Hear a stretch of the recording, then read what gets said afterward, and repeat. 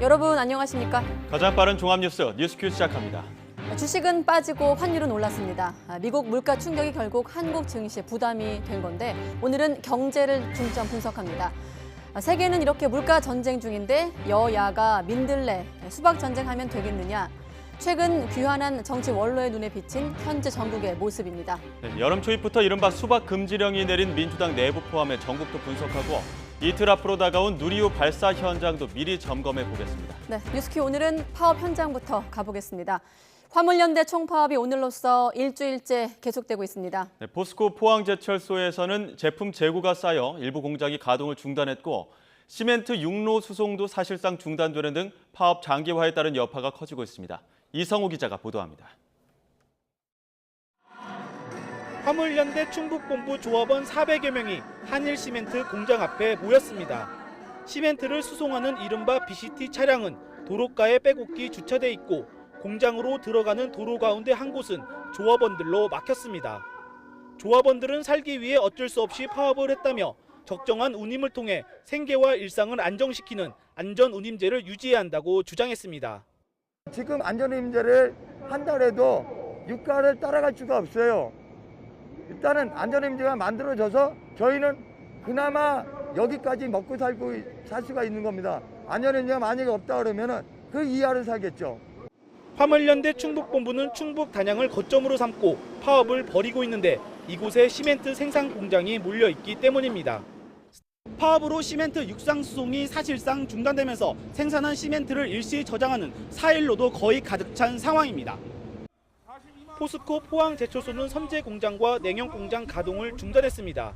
포스코 포항제철소는 파업이 시작된 이후 매일 약 2만 톤의 제품을 출하하지 못해 창고가 가득 찬 상황입니다. 결국 일부 공장 가동을 중단했는데 하루 선제 제품 7,500톤, 냉연 제품 4,500톤의 생산 감소가 불가피한 실정입니다. 부산항은 컨테이너 반 출입량이 지난달과 비교해 5분의 1 수준으로 줄었고 인천항도 컨테이너 터미널의 화물 반 출입량이 평상시의 10에서 20% 수준으로 떨어졌습니다. 부산항의 경우 수출 화물이 부분적으로 터미널로 반입되고는 있지만 선박의 컨테이너 화물을 다 채우지 못한 채 출항하는 사례도 발생하고 있습니다. 여기에 석유화학업계의 하루 평균 출하량도 파업 전 평균 대비 10% 수준으로 떨어진 것으로 집계됐습니다. 기업들이 대체 운송 차량 투입으로 파업에 대응하고 있지만 미봉책에 불과해 파업에 따른 피해는 날이 갈수록 늘어날 것으로 보입니다. YTN 이성우입니다. 네, 여기에다 밥상 물가까지 끝도 없이 오르면서 외식하기도 또 집에서 밥을 해먹기도 겁나는 요즘입니다. 우크라이나 사태에 가뭄까지 겹치면서 농산물 물가도 연일 오르고 있는데요. 장 보는 시민들도 파는 상인들도 걱정이 이만저만이 아니라고 합니다. 현장에 나가 있는 취재기자 연결해 보겠습니다. 김예린 기자. 네, 서울 망원시장 채소가게 앞에 나와 있습니다. 네, 채소가게 앞이군요. 자, 최근에 밥상에 자주 올라오는 농산물 값도 크게 올랐다고 하는데 얼마나 오른 겁니까? 네, 이곳 채소가게에서는 지난달에 큰 양파를 한 망에 5,000원에 판매했습니다. 하지만 지금 보시면 큰 양파 한 망에 8,500원이라고 적혀 있는 모습을 확인하실 수 있는데요. 자, 그 앞에 마늘을 보시면 한 팩에 2,000원이라고 적혀 있는 걸 확인하실 수 있습니다. 모두 지난해보다 2배 정도 뛴 가격이라고 하는데요. 가격에 대한 상인의 이야기 직접 들어보시겠습니다. 손님들도 그렇고 제가 느끼기도 그렇고 야채값이 좀 많이 올랐어요. 양파 같은 거나 마늘 같은 게 손이 좀 안 오더라고요. 손님들이. 네, 이곳 채소가게 사장님은 마늘과 양파 외에도 농산물 가격이 대부분 지난해 같은 기간보다 20에서 30% 올랐다고 상황을 전했습니다. 체감하기로는 한 달 전부터 가격이 가파르게 올랐다고 하는데요. 러시아의 우크라이나 침략 전쟁으로 국제 원자재 가격이 불안정한 가운데 역대 최악의 가뭄까지 겹치면서 국내 농산물 가격이 고공행진을 이어가고 있습니다. 농산물 유통 종합 정보 시스템을 보면 마늘은 54일째 상승 심각 단계가 이어져 지난해와 비교해 44.8%가 올랐고 양파는 무려 70.9%가 올랐습니다. 상인들은 걱정이 이만저만이 아닙니다. 가격이 오를수록 매출은 떨어지는 데다가 농산물은 당일 판매를 하지 못하면 폐품 처리하는 경우가 많기 때문입니다. 시민들도 밥상 물가 부담에 장바구니 채우기가 망설여질 수밖에 없는데요. 정부는 가뭄 대책비를 지원하는 등 민생 안정에 총력을 다하겠다는 계획이지만 치솟는 물가가 언제 잡힐지 가늠할 수 없어 서민들의 부담은 한동안 이어질 전망입니다. 지금까지 서울 망원시장 채소가게 앞에서 YTN 김혜린입니다. 네, 우리 국내 물가는 이렇고요. 자, 미국의 고물가 충격과 여기에 따른 뉴욕 증시 급락 여파로 코스피가 큰 폭으로 하락했습니다. 하루 만에 3.5% 넘게 떨어지면서 올해 최저치를 기록했습니다. 네, 취재 기자 연결해 자세한 내용 알아보겠습니다. 강희경 기자. 네, 경제부입니다. 네, 코스피가 오전부터 계속 떨어지는 추세였는데 오후에는 반등할 수 있을까 기대했었는데 결국 3% 넘게 떨어졌죠? 네, 오늘 코스피는 시작부터 계속 하락세를 보였습니다. 곧바로 지난달 12일 장중 기록한 연저점이 무너졌고 오후 들어서는 3%대 넘게 급락했는데요. 결국 91.36포인트, 3.52% 내린 2,504.51에 장을 마쳤습니다. 종가 기준으로도 연중 최저 수준입니다. 미국의 물가 충격 여파가 국내 증시에 고스란히 영향을 미치는 모습인데요. 앞서 미국 소비자 물가지수가 41년 만에 최고치를 경신하고 이에 따라 미 연방준비제도의 긴축 정책에 힘이 실리면서 뉴욕 증시도 큰 폭으로 하락했습니다. 미국 인플레이션이 정점을 찍고 서서히 내려갈 거라는 기대가 무너지면서 전반적인 투자 심리가 급속도로 얼어붙은 겁니다. 위험 회피 심리가 커지면서 원달러 환율도 급등해 1284원으로 마감했습니다. 관건은 미국이 현지 시각 기준 내일과 모레 열리는 연방공개시장위원회 FOMC 정례회의에서 기준금리를 얼마나 올릴지입니다. 한 번에 0.5%포인트 올리는 빅스텝을 예고했던 연준이 0.75%포인트까지 올리는 이른바 자이언트 스텝을 단행할 거라는 관측도 나옵니다. 한국은행이 0.25%포인트씩 올리는 베이비 스텝 기조를 이어갈 경우 하반기엔 한미금리가 역전될 가능성이 있는데요. 원화가 더 약세를 보여 외국인 자본이 대규모로 빠져나갈 우려가 있어서 FOMC 전후로 금융시장 변동성이 불가피해 보입니다. 지금까지 경제부에서 YTN 강희경입니다. 네, 강 기자가 설명한 대로 국내 증시에 이렇게 미국발 악재로 출렁였습니다. 주말이 끼어 있었음에도 불구하고 완충 효과 없이 큰 폭의 하락세로 마감한 겁니다. 네, 모레 미국의 기준금리 인하 여부에 따라 우리 증시와 환율의 직격탄이 예상되는 가운데 국내 경제 전망 전문가와 함께 짚어보도록 하겠습니다. 김광석 한국경제산업연구원 경제연구실장 나왔습니다. 어서 오십시오. 네, 안녕하세요. 네, 안녕하십니까? 아까 수치상으로 보면 코스피 3.52%포인트 하락한 2,504.51로 마감. 그러니까 이제 2,500선도 위태롭다 이런 상황인데 결국 미국발 악재인 거죠? 네, 대표적인 그 변수죠. 우리가 살아가면서 이토록 그 물가 상승률이라는 그 숫자, 특히 미국 물가 상승률을 이렇게 주목해 본 적이 있었나 네. 하는 생각이 들 만큼 네. 말 그대로 41년 만에 최고 물가입니다. 근데 그 최고치 물가 상승률보다 더 중요한 것은 예상치보다도 높게 나왔다는 거예요. 예상치보다 높게 나왔다는 건 깜짝 놀랄 만한 소식이죠. 그러니까 그것이 주가에 반영이 됐다 이렇게 해석하면 좋겠습니다. 조금 풀어내면 소비자 물가 지수가 발표하고 나서 인플레가 둔화될 거란 어떤 기대 심리가 약화된 점. 네. 그래서 미 증시가 흔들린 점으로 요약하면 되겠습니까? 인플레이션이 생각보다 더 가중된다. 그러니까 물가가 너무 치솟는 거죠. 예. 잡힐 줄 알았는데 안 잡힌 거예요. 그러면 아무래도 금리 인상의 필요성이 더 제기되는 거죠. 그럼 금리가 인상되면 자연스럽게 돈의 가치가 강해지니까 돈의 이동이 주식시장에서 빠져나오는 흐름인 거죠. 돈의 이동. 그렇죠. 돈의 이동을 우리는 주목하셔야 됩니다. 관측들로 봤을 때는 인플레이션 정점 찍고 내려갈 것이다 했는데 그건 뭐 사뿐히 지려갖고 바로 역행하는 모습이어서 관측으로 보면 어떻게 보면 지난 3월에 8.5 그리고 8.3 그리고 이거보단 떨어지지 않겠느냐 했지만 그쵸. 8.6으로 역대 또 최저치가 나온 거예요. 또 시장의 어떤 부합하는 그 수준도 넘어설 만큼 그렇기 때문에 이제 긴축 행보가 걱정이 되는 그런 대목인 거죠. 지금 코스피 급락 사태를 봐도 네.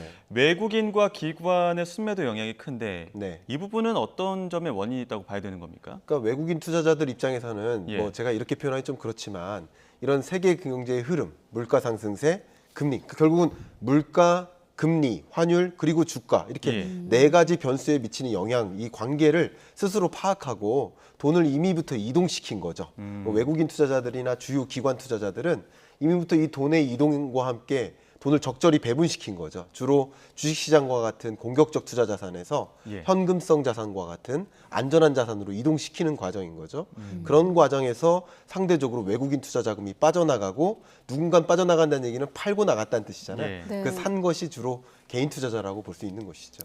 산 것이 주로 개인 투자자였다. 그 결과 또 원달러 환율은 급등했습니다. 장중에 1,280원대를 돌파했는데 이렇게 되면 1,200원대가 좀 고착화되는 것 아니냐, 이렇게 오히려 이게 좀 일상화될 것이다, 뭐 뉴노멀 이런 얘기도 하던데요.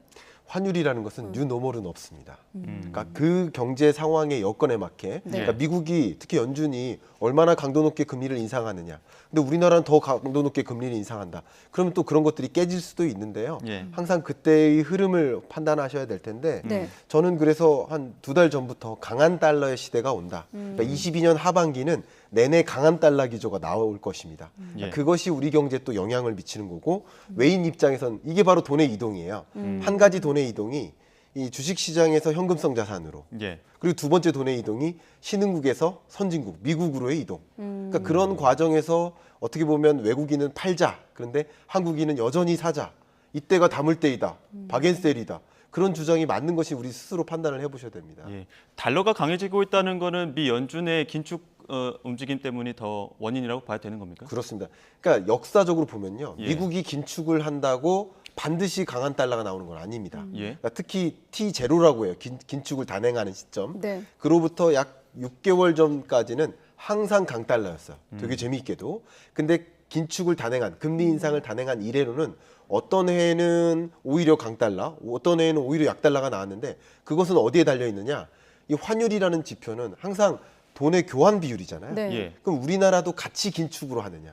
쉽게 말하면 미국은 빅스텝 하는데 우리나라는 베이비 스텝 한다.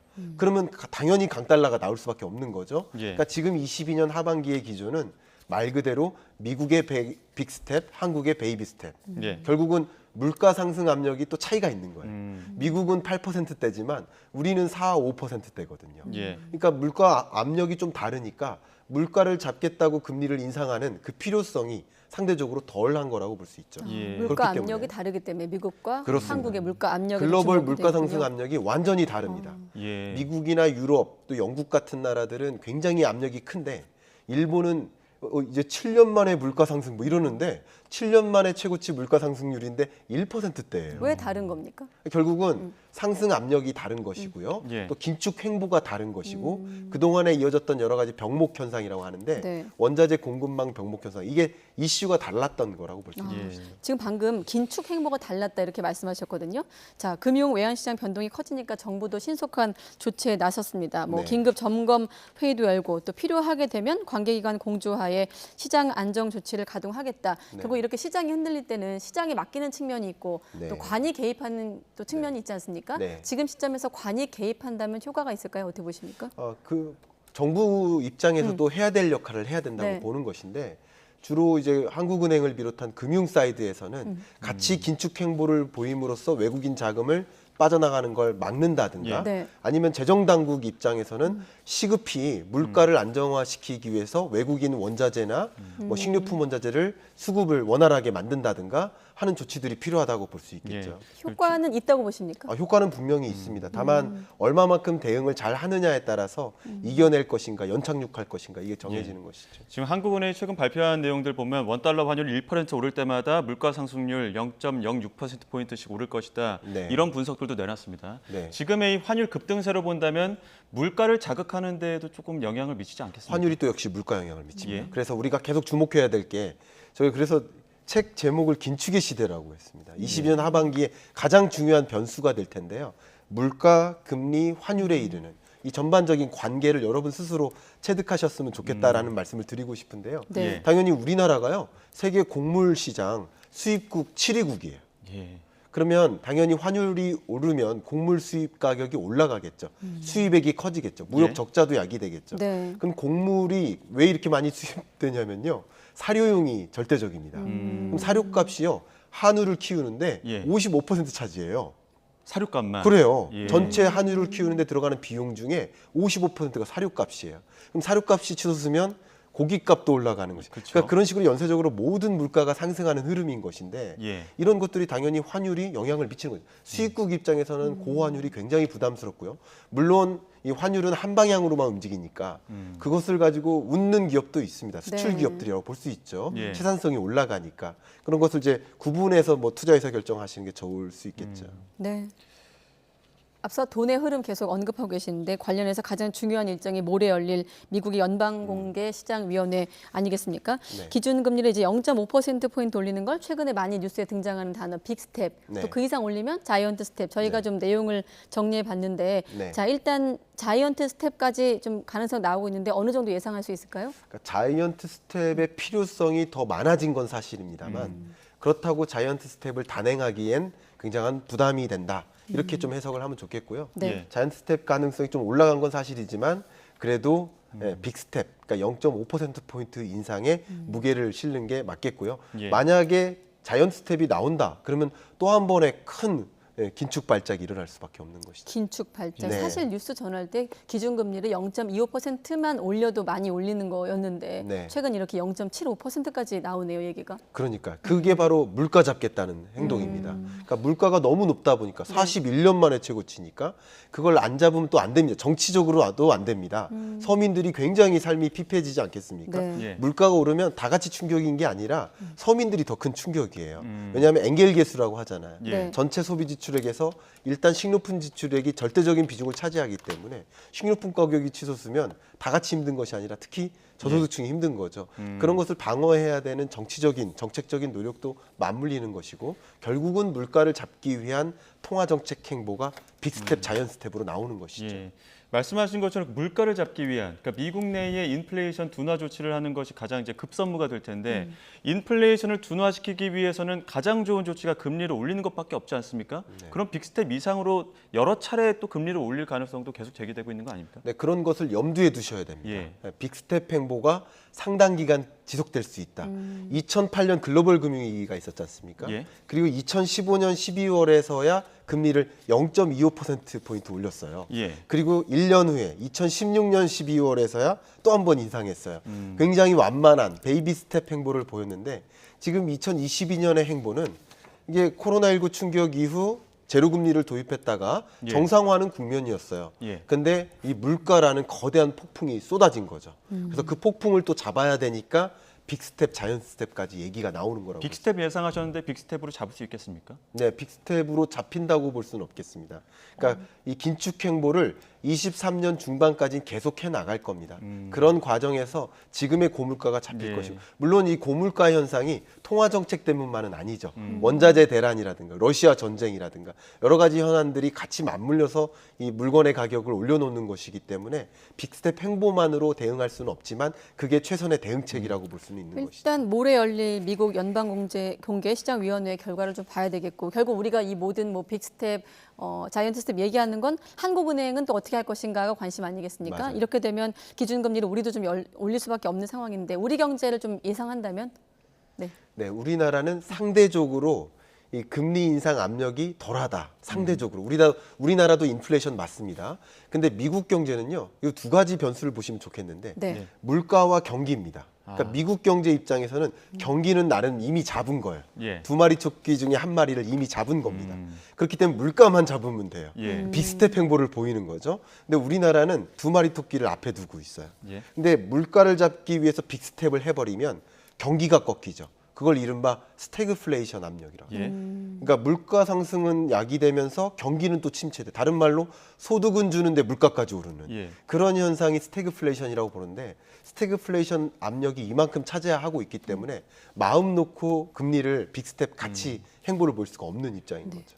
그렇게 되면 금리 역전 현상이 우려되는 상황 아닙니까? 맞습니다. 금리 역전 현상이 당연히 가능한 것이다라고 보시면 도움이 될 것 같아요. 네. 예. 좀 포괄적으로 지금 쭉 말씀드려보면 결국 물가, 금리, 환율 다 네. 합쳐서 돈의 이동에 좀 주목하고 계신다는 점, 그다음에 네. 강한 달러를 그렇습니다. 예상하신다는 점 하반기에 네. 주목하는데 자 지금 남은 1년 어떤 시간 기간 동안 올해 안에 네. 증시나 경제에 미칠 좀 변수가 있다면 뭐 네. 이벤트가 있다면 어떤 점에 좀 주목하십니까? 가장 그 화두로 떠오른 이벤트는 IPEF죠.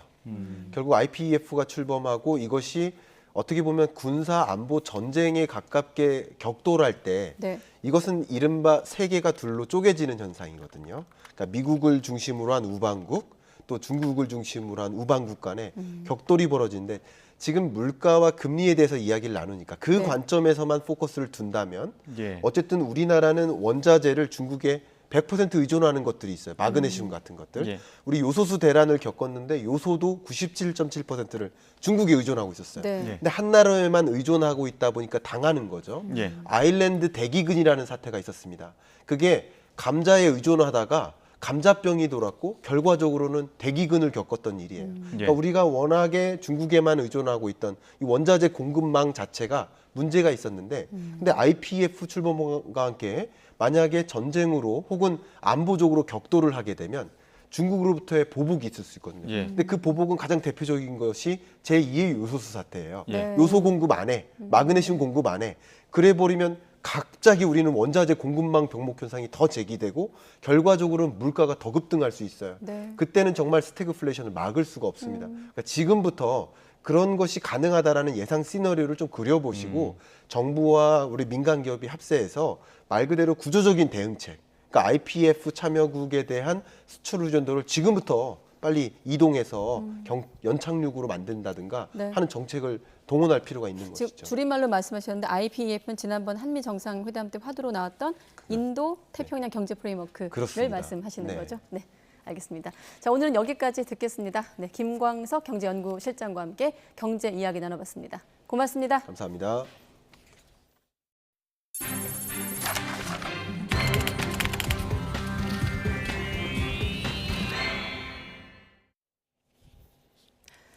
네, 시행령에 대한 국회 수정 요구 권한을 강화하는 내용으로 더불어민주당 조응천 의원이 추진하고 있는 국회법 개정안을 놓고 정치권 공방이 격해지고 있습니다. 네, 국민의힘에선 이준석 대표의 징계를 논하는 윤리위원회를 앞두고 또 민주당은 오는 8월 전당대회 준비에 돌입하면서 개파 간 신경전이 이어지고 있습니다.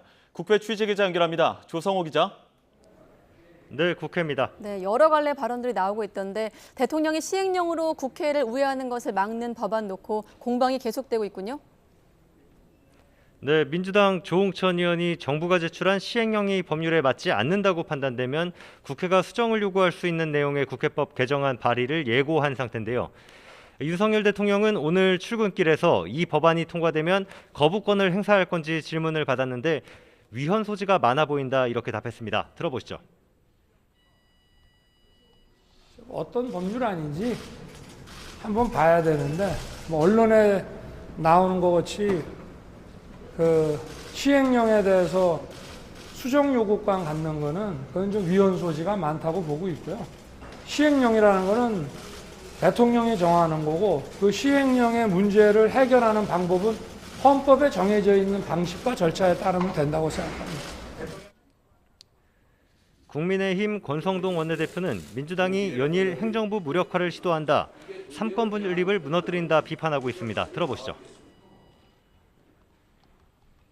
행정 입법권에 대해서 통제하는 내용의 국회법 개정안은 예산 편성권을 국회로 가져오겠다는 주장만큼이나 반헌법적입니다. 삼권 분립의 정신을 무너뜨리겠다는 것입니다.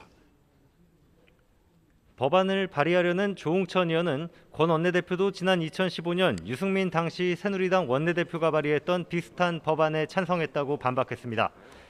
민주당은 의원 개인이 추진하는 법안이라면서도 발의되면 과거에 발의됐던 법안 내용도 감안해 검토하겠다며 아직은 신중한 입장입니다. 일단 내용을 보자는 박홍근 원내대표 얘기입니다.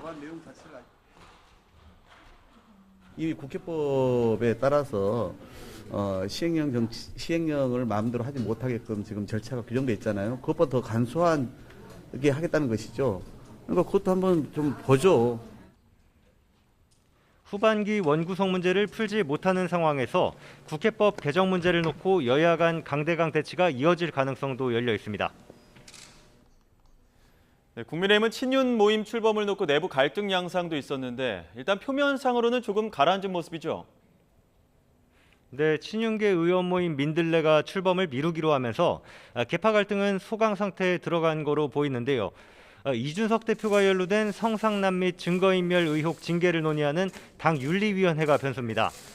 이준석 대표는 오늘 MBC 라디오 인터뷰에서 24일 열릴 예정이던 윤리위가 27일로 늦춰졌다면서 길게 끌 게 아니라 신속하게 마쳤으면 좋겠다는 취지로 말했는데 아직은 정확한 일정은 파악되지 않는 상황입니다. 형사사건 결과와 상관없이 의혹만으로 당의 명예를 실추시킨 점을 징계 사유로 포함해 판단한다면 윤리위 결론에 따라 파장이 커질 수도 있습니다. 이준석 대표는 이와 관계없이 최재형 의원이 맡은 혁신위원회를 통한 공천제도 개혁에 매진하겠다는 의지를 밝히고 있습니다. 들어보시죠. 컷오프 규정이라든지 아니면은 뭐 경선 압축하는 과정이라든지 이런 것들이 굉장히 그때 정무적인 판단이라는 이름 하에 굉장히 두서없이 진행된 적이 있었거든요. 그리고 이런 것들이 보통 공천 갈등의 원인이 됩니다. 모든 사람 납득할 수 있는 원칙을 세우는 것이 중요하다.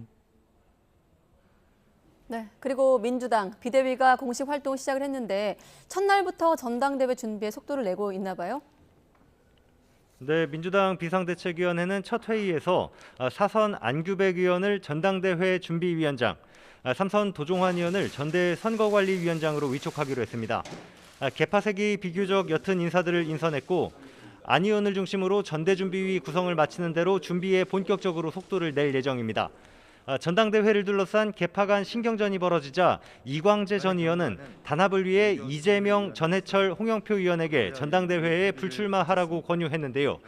이들 가운데 전해철 의원은 필요하면 출마할 생각이 있다면서도 고민하고 있다 이렇게 말했습니다. 들어보시죠. 그래서 제가 바로 출마 선언을 하지 않고 이런 분들의 의견을 잘 들어서 당에 필요한 일이 무엇인가라는 부분에 대해서 고민하고 있고 오랜 시간을 걸리지 않고 제 의견을 이야기할 예정입니다. 아직 나머지 다른 주자들은 반응을 내놓지 않고 있습니다. 전당대회 규칙도 일찌감치 정한다는 게 비대위의 계획인데 대의원과 권리당원, 일반 국민 여론조사 비율을 놓고도 개파마다 이해관계가 첨예하게 맞서고 있어서 충돌의 여지가 남아 있습니다. 지금까지 국회에서 YTN 조성호입니다. 윤석열 대통령의 부인 김건희 여사가 오늘 고 노무현 전 대통령의 부인 권양숙 여사를 예방합니다. 대통령실은 김 여사가 오늘 오후 김해 봉화마을에서 노 전 대통령 묘소에 참배하고 권 여사와 이야기를 나눌 예정이라고 밝혔습니다.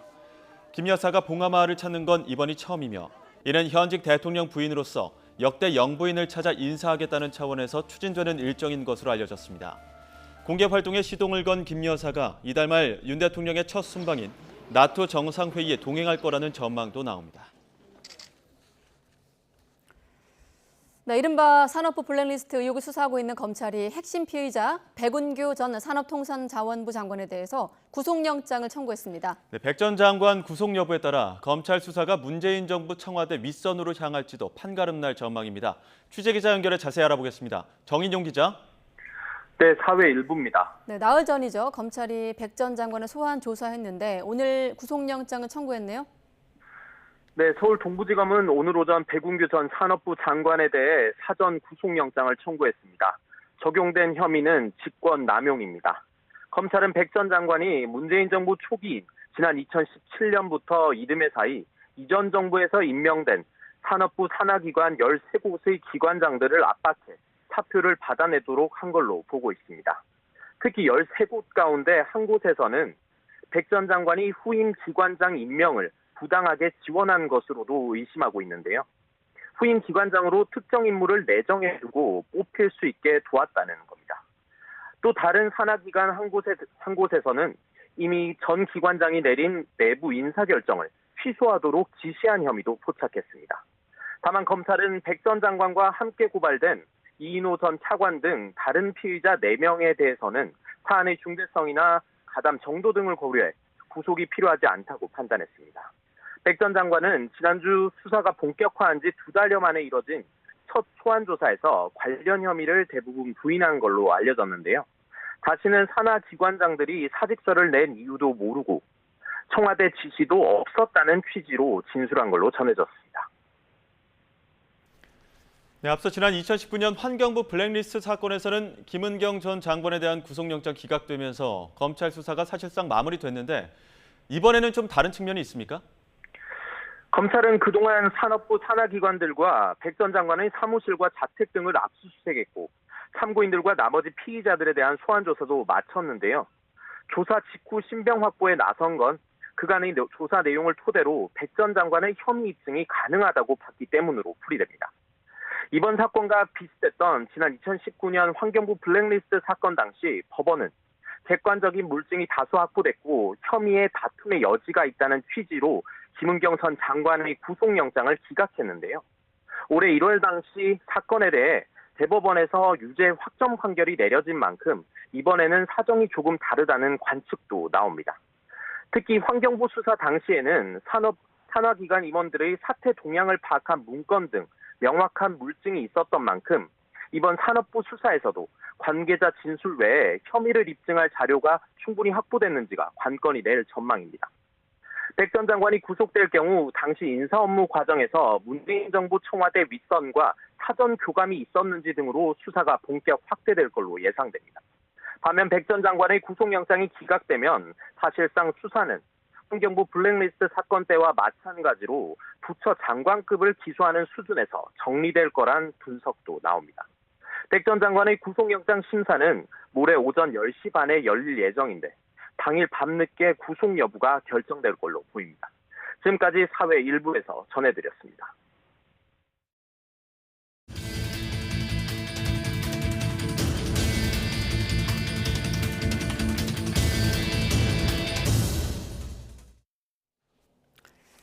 네, 전쟁 초기에 우크라이나는 키이우 길목에 다리를 폭파해 러시아의 진군을 늦췄습니다.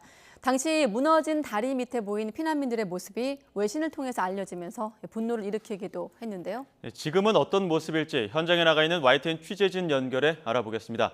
신준명 기자. 네, 키이우 이르핀에 나와 있습니다. 네, 러시아의 무차별 공습을 단적으로 보여주는 곳인데 붕괴된 다리 여전히 복구되지 않았죠? 네, 이곳은 외곽도시 이르핀과 키이우를 연결하는 다리가 있던 곳입니다. 전쟁 초기 우크라이나군은 러시아군의 키이우 입성을 저지하기 위해서 이르핀과 연결돼 있던 다리들을 폭파시켰는데요. 이 다리도 그 다리 중에 하나입니다. 지금 보시는 것처럼 다리가 종이장처럼 구겨져서 완전히 무너져 있는 모습을 보실 수 있습니다. 다리가 이렇게 폭파되면서 발길이 묶였던 건 러시아군뿐만은 아니었습니다. 키이우의 북서쪽 도시 이르핀과 부차의 피난민들이 이 다리 밑에서 구조를 기다리면서 러시아의 무차별적인 공습을 견뎌야 했습니다. 당시 그 모습이 외신을 통해 알려지면서 전 세계적으로 러시아에 대한 비난의 목소리가 커지는 계기가 되기도 했습니다.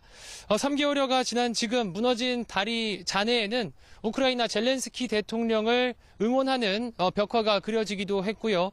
당시 피난 과정에서 목숨을 잃었던 아이들과 주민들을 추모하는 십자가 수십여 개가 마련돼 있기도 합니다.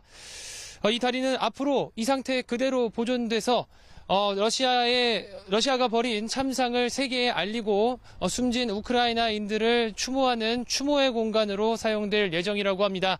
대신 이 다리 옆으로 간이 도로가 개통이 돼서 통행은 재개된 상황이고요. 인근에 새로운 다리가 건설되는 작업이 진행되고 있습니다. 네, 그런가 하면 YTN 취재진이 폐허가 된 지역을 취재하면서 키이우 현지 언론인을 만나기도 했다던데 전해주시죠. 네, 그렇습니다. YTN 취재진이 만났던 건 키이우 부차 지역의 방송사 포글리아드의 기자 알렉스였습니다. 포글리아드는 키이우 부차 지역의 언론사로서는 가장 큰 규모로 지난 5년간 주민들에게 생생한 뉴스를 전해왔는데요. 하지만 이 방송사 지난 3월 15일 러시아의 부차 침공 당시 폭격을 받고 흔적도 없이 사라져 버렸습니다. 방송사가 있던 2층 건물은 모든 창이 다 깨져버렸습니다. 내부 사무 공간부터 크로마키 촬영용 스튜디오까지 형체도 알아보기 힘들 정도로 부서졌습니다. 3개월이 지난 지금도 복구 작업에는 손도 대지 못하고 나무 판자들을 세워 외부인의 출입만 겨우 막아둔 상태입니다. 알렉스는 당시 러시아군이 부차의 모든 지역 방송사를 파괴해 방송 기능을 마비시켰다고 했습니다. 심지어 러시아군은 철수하면서 그나마 남아있던 카메라 등 방송 장비마저도 모두 파괴하거나 훔쳐가 현재까지도 방송을 재개하지 못하고 있다고 호소했습니다. 직접 들어보시죠. They occupied it for a few weeks. They destroyed and robbed hold the office. They stole every gear, like for few millions of dollars, like. 러시아와의 전면전이 벌어진 부차시에서는 건물 16,000여 채가 피해를 받고 이 가운데 3,800여 채는 완전히 파괴된 것으로 전해졌습니다. 하지만 아직도 복구 작업은 진행되지 않고 있어서 주민들의 피난 생활은 여전히 계속되고 있습니다. 지금까지 우크라이나 키이우 이르핀에서 YTN 신준명입니다. 네, 신준명 기자 통해서 러시아군을 저지하려고 전쟁 초기 폭파했던 다리 현재 모습 키이우 연결해서 보셨고요. 자, 우크라이나군의 동부 지역 전황이 급속도로 불리해지고 있다고 합니다. 러시아군은 군수품 창고 등을 폭격하는 등 파상 공세를 계속하는 한편 크림반도에서도 러시아의 날 행사를 성대하게 열었습니다. 보도에 이상순 기자입니다. 러시아군의 공격용 헬기 편대가 우크라이나의 공격 목표물을 향해 이륙하고 있습니다. 얼마쯤 날아가더니 연이어 미사일을 발사하고 목표물에선 화염이 솟구칩니다. Высокоточными ракетами большой дальности морского базирования «Калибр» в районе населенного пункта Чертков Тернопольской области уничтожен крупный склад, поставленных киевскому режиму из США и европейских стран, противотанковых ракетных комплексов, переносных зенитно-ракетных комплексов и артиллерийских снарядов системы вооружения. 하지만 우크라이나군은 동부 지역 전투가 여전히 치열하게 진행되고 있다고 주장했습니다. 러시아군이 돈바스 지역의 중심 세베르도네츠크를 집중 폭격했지만 별다른 성과가 없다는 겁니다. За минулу добу втрати противника склали 10 танків, 16 бойових броньованих машин, 7 БПЛА, понад 10 одиниць автомобільної техніки та до 150 осіб живої сили.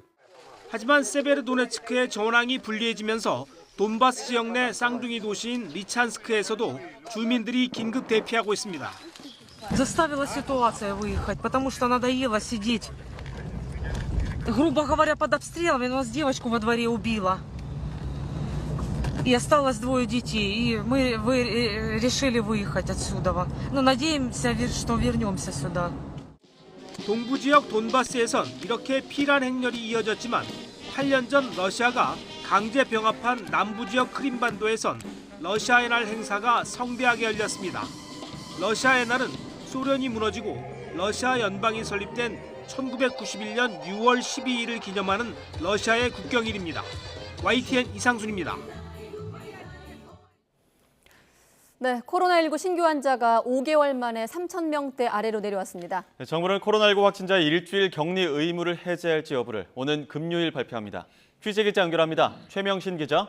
네, 최명신입니다. 네, 금요일까지 추이가 좀 중요할 텐데 신규 환자 수 3,000명대까지 내려왔다고요? 네, 오늘 0시 기준 신규 환자는 어제보다 3,500여 명 적은 3,828명입니다. 신규 환자가 3,000명대를 기록하기는 1월 17일 이후 21주 만입니다. 일주일 전 같은 요일과 비교해선 1,100여 명, 2주 전보다는 2,300명 넘게 줄었습니다. 환자 감소 추세가 이어지면서 위중증 환자와 사망자 숫자도 안정적인 상황입니다. 위중증 환자는 전날보다 3명 줄어든 95명으로 이틀째 2자릿수를 유지했습니다. 하루 새 숨진 환자는 17명으로 누적 사망자는 24,388명, 치명률은 0.13%입니다. 네, 정부의 확진자 격리 의무 해제 여부도 이번 주에 다시 결정한다고요? 네, 정부는 당초 지난달 23일부터 격리 의무 해제를 시행하려다가 이를 4주 유예했습니다. 신종 변이 유입 등으로 재유행 시기가 앞당겨질 수 있다는 우려 때문이었는데요. 오늘 17일 중대본 회의를 거쳐 확진자 격리 의무 해제 기준을 확정할 예정입니다. 현재 감염병 전문가와 방역 전문가로 구성된 태스크포스가 확진자 격리 의무 해제를 위한 기준과 함께 격리 의무 연장 여부를 검토하고 있습니다. 만약 현재의 방역 상황이 해제 기준에 맞는다는 결론이 나오면 오는 20일부터 확진자 격리 의무가 사라질 수도 있습니다. 하지만 TF 내에서는 격리 의무 해제에 반대하는 신중론이 우세한 것으로 전해지고 있습니다. 격리 의무 해제는 한번 결정되면 되돌리기 어려운 만큼 일단 재연장을 한 뒤 과학적 근거와 데이터를 기반으로 한 결정 체계가 갖춰지면 본격적으로 다시 검토할 가능성이 있다는 전망이 나오고 있습니다. 정부는 격리 의무를 해제할 경우엔 아프면 쉴 수 있는 제도적인 문화적인 조치를 함께 검토하겠다고 밝혔습니다. 정부는 또 격리 의무를 7일이 아닌 5일로 단축하는 방안이 검토되고 있다는 일부 언론 보도와 관련해선 다양한 의견을 바탕으로 검토하고 있는 정도라고 설명했습니다. 지금까지 사회부에서 YTN 최명순입니다. 네, 일본에서 한국인 단체 관광이 이르면 이달 말부터 가능해짐에 따라 국내 여행사의 일본 관광 예약 건수도 급증했습니다. 네, 하지만 일본 정부는 자유여행 금지와 민간 의료보험 가입 등 매우 까다로운 조건을 내걸고 있는 것으로 나타났습니다. 여행사는 나가 있는 취재기자 연결합니다. 이승윤 기자. 네, 서울 종로구 하나투어 본사에 나와 있습니다. 네, 요즘 여행사 일본 관광 문의가 잇따르고 있다고요? 네, 그렇습니다. 하나투어는 일본 정부가 외국인의 방일 패키지 여행을 허용한다는 발표를 한 이후에 일본 여행과 관련한 문의와 예약이 큰 폭으로 증가했다고 밝혔습니다. 지난 5월 30일부터 6월 5일까지 일본 여행 예약 건수가 전주와 비교할 때 무려 284% 증가한 것으로 나타났습니다. 같은 기간에 이 해외여행 상품 중에 일본 여행이 차지하는 비중도 6%에서 24%로 늘어났습니다. 이어 지난 6일부터 오늘까지도 예약 건수가 100% 늘었고 일본행 상품 비중도 25%로 여전히 매우 큰 상태입니다. 일본 정부는 안내원이 동행하는 여행사의 단체 관광에 필요한 절차를 지난 10일부터 개시했습니다. 지난 2020년 4월 관광 목적의 외국인 입국을 일본 정부가 금지한 지 2년 2개월 만의 일입니다. 네, 아무래도 가까운 나라다 보니 문의가 많겠죠. 자, 그런데 일본 정부가 외국인 단체 관광객이 지켜야 할 지침을 발표했는데 그게 상당히 까다롭다고요? 네, 그렇습니다. 그래서인지 이 일본 대 주일 한국 대사관 앞은 매우 긴 줄이 늘어서 있는 반면에 제가 오늘 다녀왔던 이 서울 종로구의 주한 일본 대사관 앞은 상대적으로 한산하기 그지 없었습니다. 일본 정부는 자유여행 형태의 이 관광 목적 입국은 아직 인정하지 않고 있습니다. 그래서 패키지 여행 일정에 일부 자유시간을 두는 것마저 불가능해졌습니다.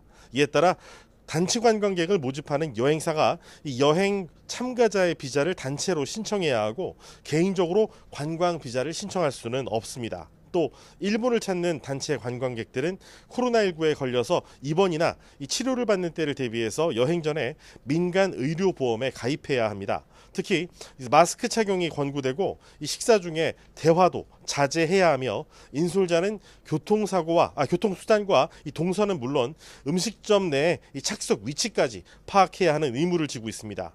여행 상품 이 판매와 비자 발급에 걸리는 시간을 고려하면 첫 입국은 이르면 열흘 뒤인 이달 말쯤, 본격적인 입국은 다음 달 초부터 이루어질 전망입니다. 여행업계는 이 2년 넘게 중단됐던 무비자 체류 제도가 재개돼야 코로나19로 억제됐던 여행 수요가 상대적으로 항공권이 저렴한 일본 노선을 중심으로 크게 살아날 것으로 기대하고 있습니다.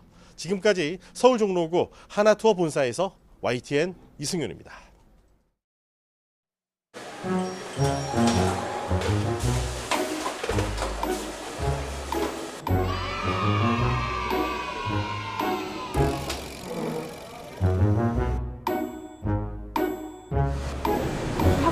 그러니까 그 허니 팝콘하고 갈릭 팝콘, 카라멜 팝콘, 오리지널 팝콘 이렇게 4가지 준비되어 있습니다.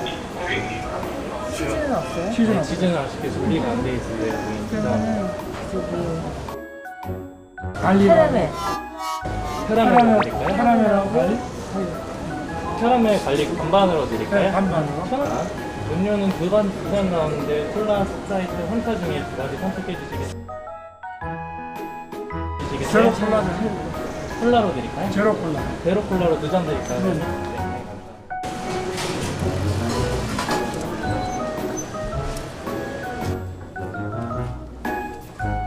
지금까지 뭐 하십시오.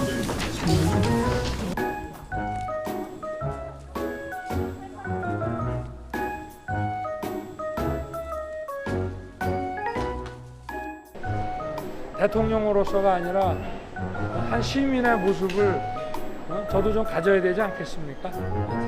그래, 수고하십시오.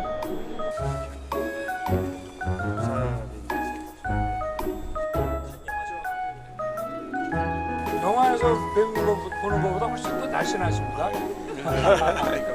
네. 진짜 팬인데 너무 반갑습니다.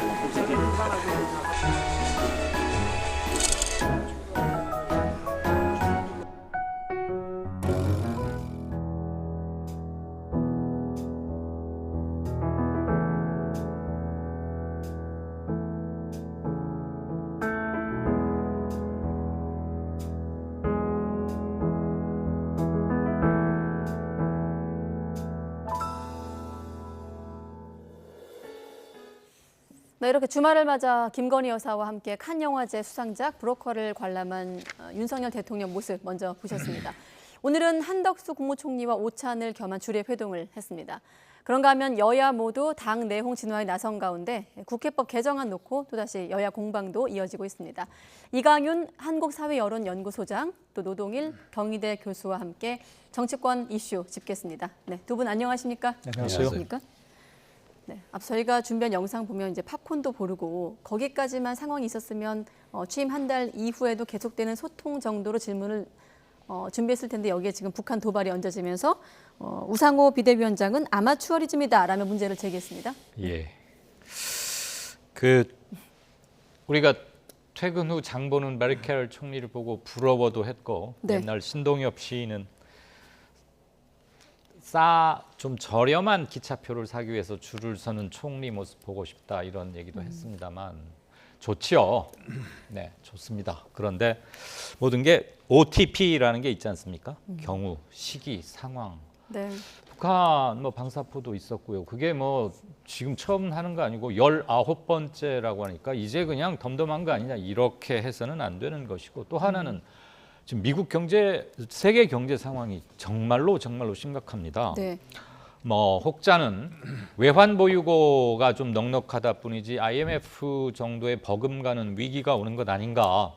미국 연준에서 발표되는 각종 데이터들 집계해보면 하이퍼 인플레이션이 우려되고 경기 위축도 피해가기 힘들겠다. 미국이 이 정도면 우리는 큰 곧불 정도가 아니죠. 몸살을 앓게 될 텐데 네. 금리 오르고 물가 오르고 가처분 소득은 계속 줄고 거기에다가 가계부채는 굉장히 큰 폭탄이고 더군다나 가계부채가 최근에 다시 또 자기 연소득 규모보다 더 높게 허용해 주겠다고 하는 정책 변화도 있고 말이죠. 저는 이럴 때 네.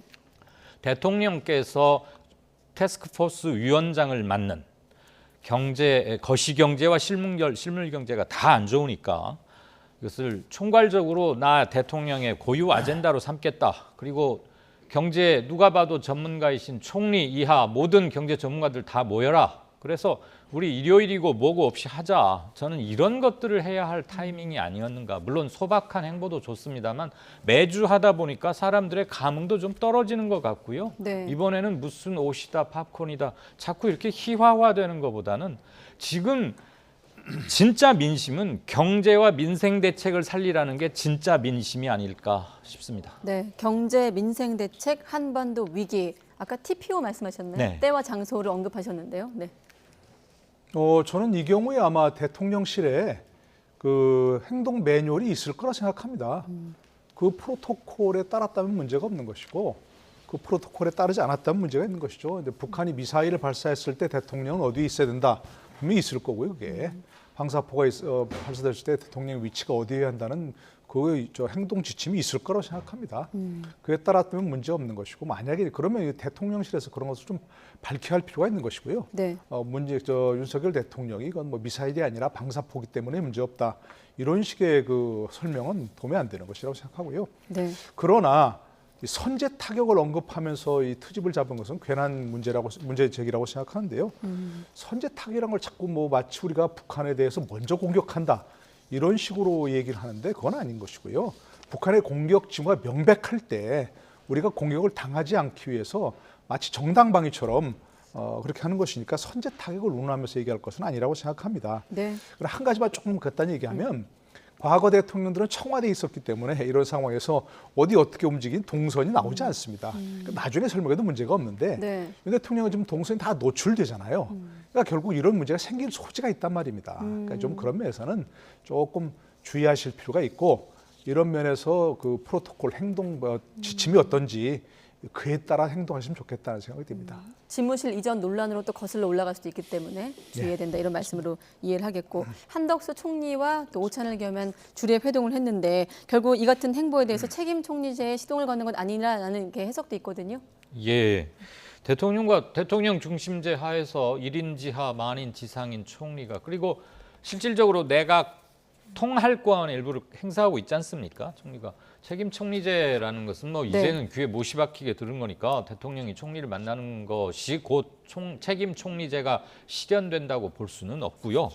총리에게 일할 공간과 권한과 발언과 책임까지를 확실하게 보장하는 것.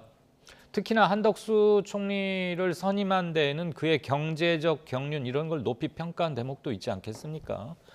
그래서 본인이 만기칠람하려는 것보다는 국정에 대한 1, 2인자가 총괄적인 논의와 역할 분담 이런 게 있었으면 좋겠고 인사 과정에서 한 총리가 좀 소외되는 것 아니냐 이런 얘기도 일부 있었는데 네. 그런 것을 불식시키는 계기가 되었으면 좋겠습니다만 이제 정부가 출범한 마당이니까 이것저것 할 것 없이 문제는 일 잘하는 것이고 실질적인 것일 겁니다. 총리와 대통령의 2인 3각 콤비네이션이 확실히 구현되기를 바랍니다. 네. 자, 그러면 여론조사 결과를 좀 수행평가가 있는데 국정 수행평가와 관련된 결과를 좀 놓고 또 교수님 얘기를 이어가겠습니다. 좀 민심의 흐름을 토대로 한번 얘기를 들어보면요. 예. 대통령 좀 수행평가가 지금 조금 뭐 많이 지지율이 떨어졌다는 거죠. 네. 긍정평가가 과거에 비해서. 근데 정확하게 지금 이제 이유가 뭔지는 설명을 많이 안 돼 있어요. 이제 이강효 수장께서 많이 설명해 주셔야 할 부분이라고 생각이 드는데 제가 뭐 그냥 개인적으로 생각하기에는 아무래도 부정평가가 높아진 것은 그동안 이제 취임 후에 어떤 그 검찰 인사들로 많은 내각 인사를 채웠다든가 대통령실 인사를 채웠다든가 뭐 이런 부분이 좀 영향을 미친 거 아닌가 싶고요. 저는 그런 점에서도 사실 국정이라고 하는 것, 정치라고 하는 것은 실체가 어떻게 되냐보다도 국민에게 어떻게 보이냐가 굉장히 중요한 것이거든요. 저는 뭐 검찰 출신 인사, 검사 쓸 수 있다고 생각합니다. 그러나 그것을 대통령이 충분히 설명을 해야죠, 국민 앞에.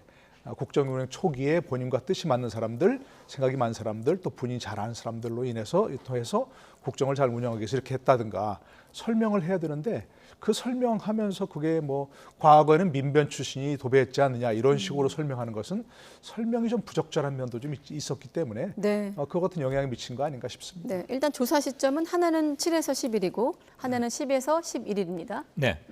리얼미터하고 저희 KSY가 같이 조사를 했습니다. 두 조사의 공통점은 긍정은 좀 줄어들고 부정은 조금 늘어서 숫자 차이는 조금 있지만 경향은 긍부정의 격차가 줄어들고 있다. 그러니까 취임 언저리에 한참 피크를 달리고 지방선거 대승을 통해서 거의 꼭지점을 형성했던 국힘과 대통령 국정에 대한 긍정적 평가 이런 것들이 조금 슬로우 다운하거나 좀 내려가는 추세고 민주당도 최악에서는 조금 벗어나려는 시동이 일부 있는 것 아니냐. 아직까지는 뭐 제비 한 마리라고 볼 수 있겠습니다만 그 검찰 인사 중용에 대해서는 방금 노 교수님께서 지적을 해주셨고요.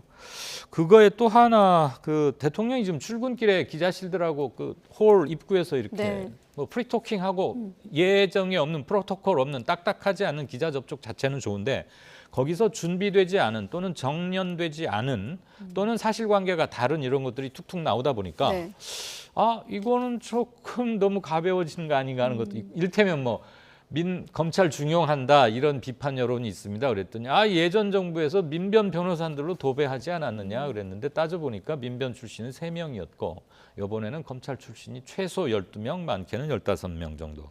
그걸 이렇게 도배라고 할 만한 건 아니었고. 또 북한 도발 관련해서도 미사일에 준하지 않다, 필요한 대응했다라는 발언에 대해서도 해석이 다르거든요. 그렇습니다. 그리고 대통령과 권성동 원내대표 사이에서도 똑같은 사안을 두고 이견이 정반대로 나오니까 저것을 자유로운 소통이자 백과쟁명이라기보다는 내부 소통에 문제가 있는 거 아닌가. 그리고 박순애 교육부 장관, 김승희 보건복지부 장관 후보자들의 면면이 이전에 첫 번째 내각 만들 때 집중이 몰렸던 분들에 비해서 결코 부족하지 않은 것. 그래서 꽤 여러 시간을 두고 다시 골라서 내놓았는데도 이분들도 이렇게 좀 실망스러운가. 그러니까 사람 고르는 문제 및 검증에 대한 것이 일과성이 아니고 좀 더 문제가 있는 게 아닌가 그런 것들이 있겠고요. 마지막으로 국민의힘이 이제 집권을 하고 나서 지방선거까지 대승을 하고 나니까 신주류를 놓고 벌이는 파워게임 양상에 대해서도 아직도 우리 정치가 20-30년 전 구태밖에 못하나 우리 시민들은 그런 거 졸업한 지 오랜데 왜 당신들은 이러나 이런 실망감이나 반감도 좀 작용이 됐다고 저는 보고 있습니다. 여당 내부 상황도 좀 복합적으로 여론조사에 반영이 됐다. 물론 민주당도 특별히 지금 점수를 따고 있는 건 아닌데 그래서 둘 다 지금 그닥 썩 좋지는 않습니다. 네, 그래서 이런 결과가 나왔다는 설명까지 들어봤고 영화관에는 같이 이제 동반 행보를 했는데 김건희 여사가 오늘 처음으로 단독 행보에 나설 예정입니다. 권양숙 여사를 이제 봉하마을에 가서 만날 예정인데 좀 구체적인 내용은 좀 확인을 해야 될 것 같고 만남 자체가 비공개로 진행되기 때문에 아직 확인된 내용이 좀 없는 상황입니다만 일단 봉하행에 대한 어떤 평가를 한다면요? 글쎄요, 이제 사실 지금 뭐 때문에 어떤 목적으로 방문하는지는 잘 모르겠어요. 일반적으로 이제 대통령에 취임하면 그 배우자가 과거 대통령 배우자들을 예방한 관례가 있다 이렇게 얘기하고 있는데 뭐 그런 거라면 좀 큰 문제 없을 것 같습니다. 예를 들어서 지금 윤 대통령 얘기하신 것처럼 이렇게 자꾸 매사에 의미를 깊이 부여하려고 하지 마라. 예전부터 계속 찾아뵙겠다고 했다는 기억도 좀 납니다. 이렇게 그런 언제 기회가 되면 찾아뵙겠다고 했다고 하는 거에 나니까.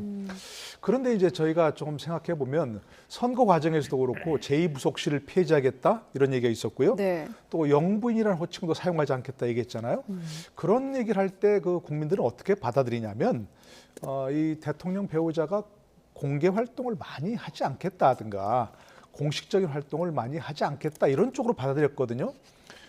그런데 이게 지금 김건희 여사를 보면 과거 대통령 배우자들보다 훨씬 많이 올해 노출되고 있어요. 긍정적인 측면이 물론 있겠죠.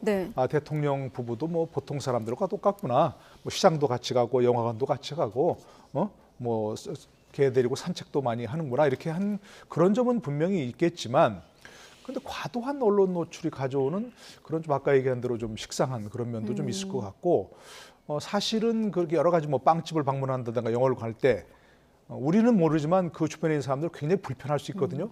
교통 통제도 하고 경호도 하고 그런 면에서 그러니까 그런 면은 너무 지나치게 자꾸 노출하는 것은 우리에게 준 처음 메시지 제2부속실 폐지, 영부인 호칭 안 쓴다 이런 것과는 조금 모순되는 행보 아니겠는가 싶어서 그런 점은 조금 좀 청와대 대통령실에서 철저한 기획이 있어야지 않겠나 싶어요. 사실 극장에서 어느 정도 통제를 했는지 모르겠습니다만 같이 만약에 극장을 있었던 시민들 입장을 좀 들어본다면 다른 얘기가 나올 수도 있을 것 같긴 합니다.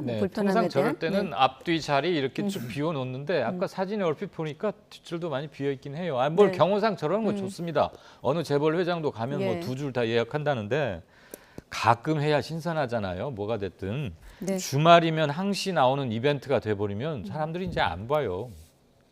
거기까지만 대통령을 보좌하는 사람들이 그런 걸 좀 신경 썼으면 좋겠습니다. 네, 자 김건희 여사 행보와 관련된 여론조사가 있기 때문에 시간 관계상 좀 화면에 띄워봐 주시고 여기에 대해서 지금 이런 어떤 향후 활동의 폭과 또 그 역할에 관심이 쏠리는 가운데 또 팬카페를 통해서 사진이 공개되면서 또 논란이 되기도 하고요. 좀 포함해서 질문을 드린다면 어떻게 좀 보십니까? 그러니까 이건 김건희 여사는 물론 영부인이나 호칭도 쓰지 않고 보좌하는 제2부속실도 없긴 하지만 어쨌든 공적인 인물이거든요. 공적인 인물이 분명하고 그렇기 때문에 개인적으로 어떤 활동을 하는데 이번에 그 영화관에 간 경우도 또 어떤 개인이 찍어가지고 그것을 다 공개하고 그랬더라고요. 이거는 사실은 프로토콜에 맞지 않는 거죠. 어떤 것이 공적인 기록이 될 수 있는 부분이고 하니까 개인적으로 예를 들어서 그분을 지지하는 무슨 팬카페 활동을 한다든가 그런 건 문제가 없습니다. 그러나 이렇게 어떤 활동을 할 때 영부인 사진을 찍어가지고 배우자 사진 찍어 대통령도 함께 있는 그런 사진이니까 이건 기록물 아니겠습니까? 그러니까 저는 이걸 만약에 이제 계속해서 이렇게 한다면 대통령실에서 이걸 정리해줘야 됩니다. 개인적으로 팬카페에서 이렇게 해도 괜찮은 건지 정말 경호상 문제가 혹시라도 있을 수 있는 거 아니겠습니까? 만에 하나라는 게 있을 수 있는 문제니까 그런 점에서는 저는 대통령실에서 정리를 해서 차라리 대통령실에서 이런 대통령 배우자의 동선을 관리하는 그런 어떤 인물을 두든지 아니면 이런 개인적인 팬카페 활동은 일단은 중지하도록 하는 게 저는 오히려 맞지 않겠는가 싶습니다. 당연히 동의합니다. 지난번에 주말이긴 했지만 집무실 방문한 사진 있었잖아요. 까지야 할 수 있겠죠. 그거 가지고 뭐 되니 안 되니 거기까지는 가지 맙시다. 정답이 없을 테니까. 네. 저는 그게 유통 공개되는 과정에는 문제가 있었다고 봐요. 그 대통령 출퇴근하면서 출근 시간이 늦니 빠르니 그랬을 때 대통령실에서 이런 대응을 했습니다. 대통령은 출퇴근 시간이 따로 없고 24시간이 근무 시간이다.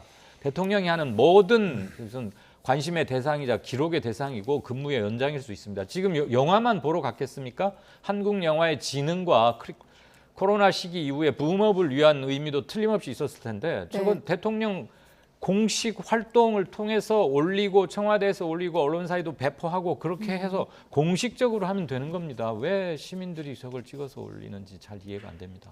네, 자 이번엔 여야 각 당 분위기를 좀 짧게 보겠습니다. 먼저 국민의힘. 일단 국민의힘에선 이준석 대표 발언이 가장 눈에 띄죠. 자기 정치 제대로 한번 해보겠다라는 언급이 나왔어요. 아니 당대표로서 지금까지 활동한 게 자기 정치가 아니고 그러면 남의 정치였습니까? 당대표로서 선거를 지휘하든 당대표로서 활동을 하든 뭐 최고위원을 하든 다 자기 정치인 거죠. 아마도 이제 그런 걸 자꾸 지금 강조하는 것은 뭐 그동안은 선거 지휘로서 본인의 어떤 본연의 그야말로 본색을 보이지 못했다. 뭐 이런 거였던 것 같아요.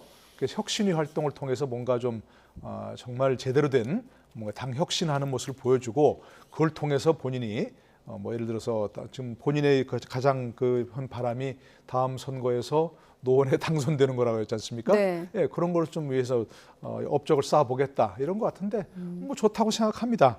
생각한데 조금 전에 얘기하신 대로 굉장히 논란이 중심에 섰죠. 늘 중심에 서고 어떤 뭐 일종의 뭐 트러블 메이커라는 그런 어떤 브랜드도 있고 네. 그렇기 때문에 자기 정치를 한다면 좀 그런 거 불식하는 면도 조금 노력을 해야지 않을까 싶어요. 정치를 하는 것은 자기 세대의 사람들만 데리고 정치하는 게 아니니까 자기보다 훨씬 나이 든 사람들도 함께 정치를 해야 되는 그런 상황 아니겠습니까? 네. 그렇기 때문에 그런 조금 태도나 자세에서도 조금 더 유의하는 것이 자기 정치를 위해서 바람직하다고 생각합니다. 네, 남은 1년 자기 정치 해보려면 이준석의 색채를 내려면 다음 일정이 중요합니다. 당 윤리위원회 징계 심사가 주요 변수로 꼽히고 있는데 좀 미뤄졌다 이런 얘기가 나오고 있거든요. 예, 정말 궁금합니다. 도대체 몇 달째 왜 국민들이 그 제목만 보고 상상만 하고 수군수군 돼야 하는지 그 과정에서 혹시 이상한 소문이 번지는 건 아닌지 모르겠는데 네. 제발 빨리 공개를 해서 문제가 있으면 책임을 지거나 상응하는 조치를 하고 문제가 없으면 이준석 본인은 물론이고 국민의 힘을 위해서도 좀 빨리 털고 가야 합니다. 언제까지 뭐 미루고 뭐하고 공개하자 그러는 거 그리고요. 이준석 대표는 이슈를 던지고 그 이슈를 끌고 가는 힘, 능력 이건 굉장히 탁월합니다. 본인의 그 탤런트가 그런 게 좀 있는 것 같은데 이분은 대선 때도 선거 상황과는 무관하다 그러면 화를 많이 내시겠네요. 대선 때도 꿋꿋하게 자기 정치를 해왔습니다. 앞으로 뭐 더 하겠다는 거지. 그다음에 남은 1년간 이런 것 같아요. 대통령은 대통령, 저는 여당 대표로서 남은 1년간 임기를 확실히 지키겠다. 그러니까 왜 신구 권력 교체기에 우리처럼 강력한 대통령 중심제에서는 막 더군다나 그립감이 아주 강한 윤석열 대통령이 취임하니까 무게중심은 극적으로 확 올라가면서 네. 당내 신주류를 놓고 경쟁하면서 당대표는 좀 더군다나 이 사람이 국회의원 해본 적도 없는 아직 약관 젊은 사람이니까 밀려나는 거 아닌가라는 일부 추측도 있는데 네. 전혀 그렇지 않다는 것을 아주 강하게 자기 주장한 걸로 보입니다. 네. 평소 이준석답다고 생각합니다. 네, 앞서 그 서두에 소장님께서 우리 경제 상황을 좀 브리핑하셨는데 네. 관련해서 박지원 전 원장 이런 얘기했습니다. 지금 세계는 물가 전쟁인데 우리 국회는 민들레 전쟁이고 이른바 수박 전쟁이다 이렇게 말을 했거든요. 자, 수박 전쟁 논쟁에 대해서 박석원 앵커가 정리한 내용부터 보고 나서 두 분과 또 수박 논쟁 이어가겠습니다. 네, 시원한 수박의 계절 여름입니다. 더위를 식혀주는 제철 과일인데 지금 민주당은 여름에 초입해서 수박 금지령이 내려졌습니다. 무슨 일일까요? 수박 논쟁은 민주당 내 계파 갈등을 단적으로 보여줍니다. 주말 동안 있었던 논쟁의 시작은 이원욱 의원이 지난 10일 SNS에 수박 사진과 함께 수박 맛있네요 라고 글을 올리면서 불을 지폈습니다. 수박은 겉은 푸르면서 속은 빨갛다는 의미로 주로 친명계 지지자들이 이낙연 전 대표 측을 비롯한 친문계 정치인을 비난할 때 쓰는 은어입니다. 이재명 책임론 언급에 강성 지지자들로부터 수박으로 불린 이원욱 의원이 이러한 은어를 비꼬면서 수박 사진을 올리자 친명계인 김남국 의원이 바로 웅세했습니다. 지지자들이 매를 들어도 그냥 맞아야 할 판에 겸손하게 듣지는 못할 망정 조롱하는 글은 잘못된 행동이라고 공개 비판했는데요. 이에 이원욱 의원도 재차 글을 올려 정치 훌리건들을 등에 업고 당을 이 지경으로 만든 책임부터 돌아봐야 한다며 대체로 친명계로 분류되는 초선 모임 철험의 해산을 권유했습니다. 이어서 다시 김남국 의원, 도둑이 선량한 시민에게 도둑 잡아라 소리치는 꼴이라며 개파 정치로 천수 누린 분들이 영구처럼 개파 없다라고 하면 개파 정치가 사라지느냐며 목소리를 높였는데요. 수박의 영구까지 갈등이 격화되자 우상호 비대위원장 바로 경고장을 날렸습니다. 5선의 민주당 이상민 의원도 쓴소리를 이어갔는데요. 이어서 들어보겠습니다. 제가 앞으로도 말씀드리지만 수박 이런 단어 쓰시는 분들 제가 가만 놔둘 겁니다. 수박이 뭡니까 수박? 겉은 민주당인데 속은 한나라당이라는 소리잖아요. 국민의힘이라는 소리잖아요. 어떻게 같은 당 구성하는데 그렇게 공격할 수 있어요?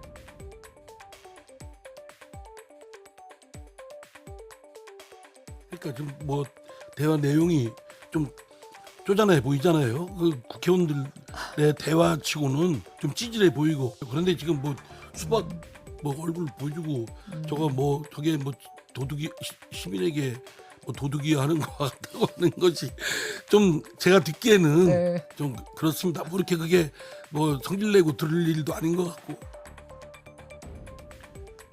이렇게 당내 강력한 경고 메시지로 수박 충돌은 잠시 숨고르기에 들어갔지만 갈등의 핵심이 공천을 둘러싼 주도권 경쟁인 만큼 불씨는 여전합니다. 특히 8월 전당대회를 앞두고 전당대회 룰의 조정 가능성까지 거론되고 있어 당분간 개파 충돌은 불가피할 것으로 보입니다. 네. 지난주 이 자리에서 이상민 의원이 국민의힘을 향해서 벼락부자라고 했는데 수박 논쟁 길어지면 이러다가 쫄딱 망한다 이런 또 경고장을 내기도 했어요. 거의 동의합니다. 정치인들은 저희 생각하면 보통 뭐 국가 민족을 논하고 뭐 나라 일을 논하고 막 그렇게 생각하잖아요. 네. 근데 저런 정도 지금 얘기 들으면 뭐 되풀이할 필요도 없지만 저런 정도의 담론으로 막 알가알부한다면 정치인들의 대화 수준, 담론 수준이라고는 도저히 이해할 수 없습니다. 찌질하다는 이상민 의원 말에 전적으로 동의하고요. 네. 저렇게 하지 말고 정말 내가 추구하는 정치는 무엇이다. 네가 추구하는 정치와 뭐가 다르다. 그래서 우리 논쟁해보자.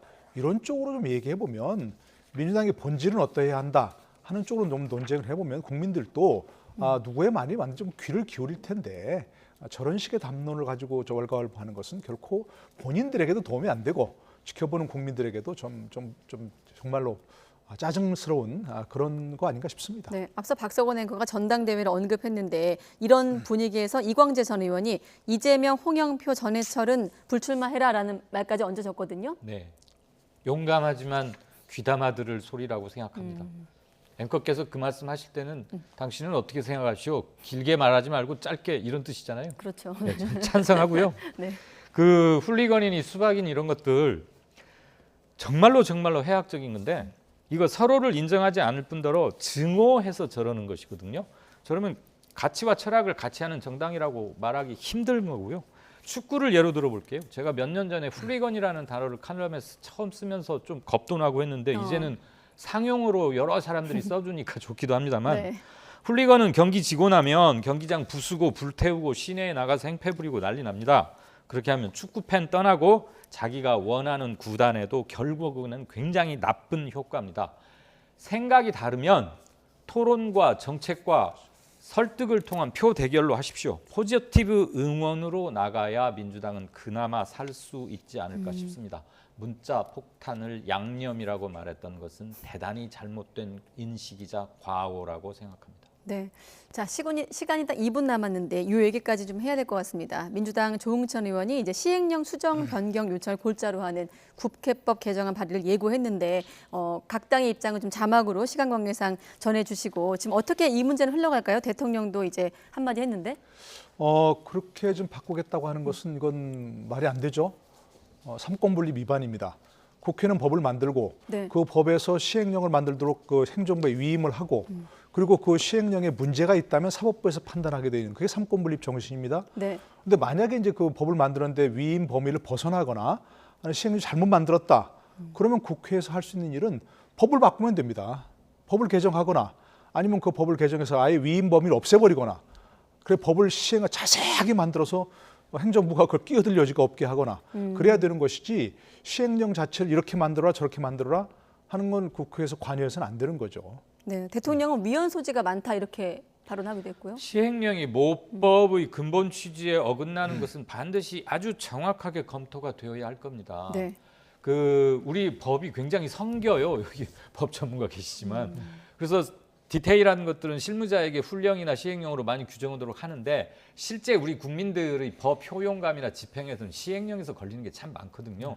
저는 이것을 꼭 싸움이라기보다는 효율적이고 실질적인 법 적용과 법의 효능감을 높이는 차원에서 서로 긍정적으로 한번 검토는 하자 이렇게 보면 좋을 것 같습니다. 네, 검토는 하자까지 듣겠습니다.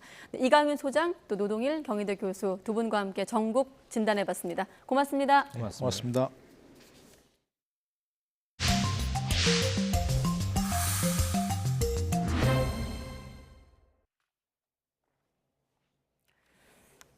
네, 다음 소식입니다. 루나 폭락 사태와 관련해 개발자인 권도형 대표가 국내 투자자들로부터 사기 혐의로 고소를 당했습니다. 그런데 현재 미국에서도 진행하고 있는 권 대표 수사 내용을 보면 금융시장을 교란시킨 증권거래법 위반 혐의에 방점이 찍혀 있습니다. 그 구체적인 내용이 담긴 미국 증권거래위원회 SEC의 내부 문서 YTN이 입수했습니다. 신지원 기자가 단독 보도합니다. 지난해 12월 미국 증권거래위원회 SEC가 권도형 테라폼랩스 대표를 소환하기 위해 뉴욕 지방법원에 제출한 의견서입니다. 테라폼랩스는 수십 가지 암호화폐 상품을 판매했습니다. 그 가운데 미국 우량 주식과 연동된 암호화폐 거래 서비스 미러 프로토콜 투자자 중 미국인 비율을 15%로 파악하고 있습니다.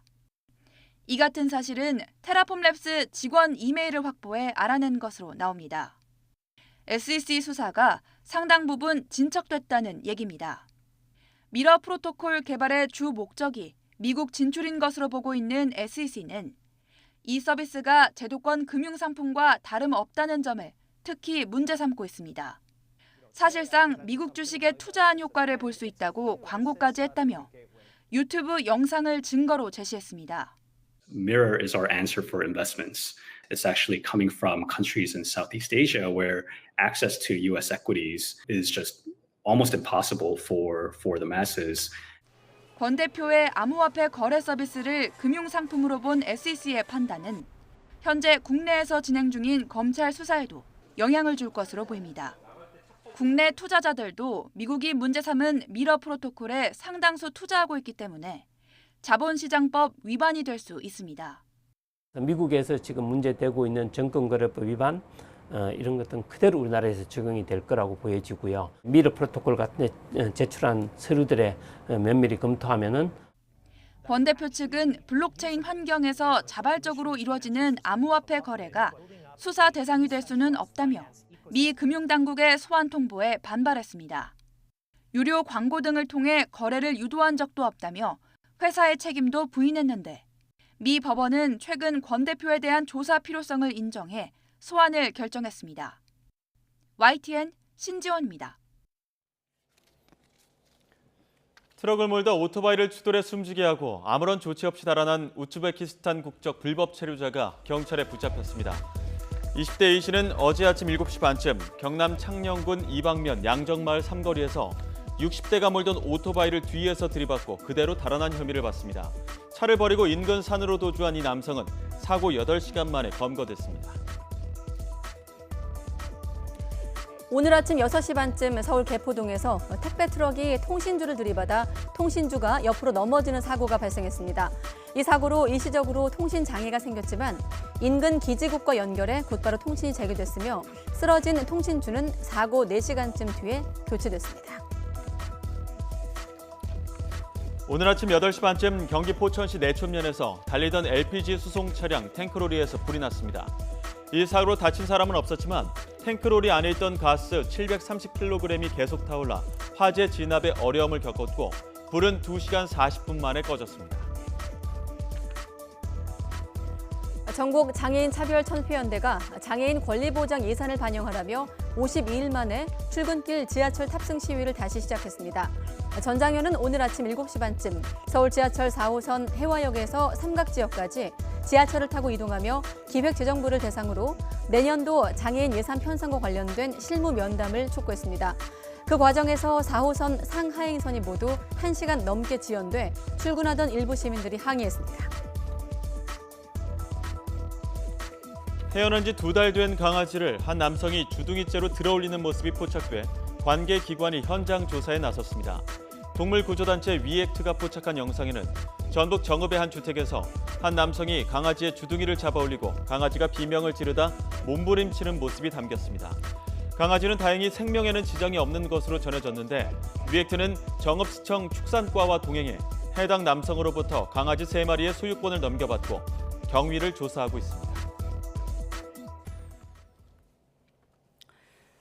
네, 10억 원대 횡령 혐의 등으로 구속 갈림길에 서 있는 진병준 한국노총 건설산업노조위원장은 주변의 사퇴 요구도 거부한 채 위원장 자리를 지키고 있는데요. 네, 자신을 비판하는 조합원에게 주먹 감자를 날리거나 노조 사무실을 예배당으로 바꾸는 등 비상식적인 행동들도 서슴지 않았습니다. 윤성훈 기자의 보도입니다.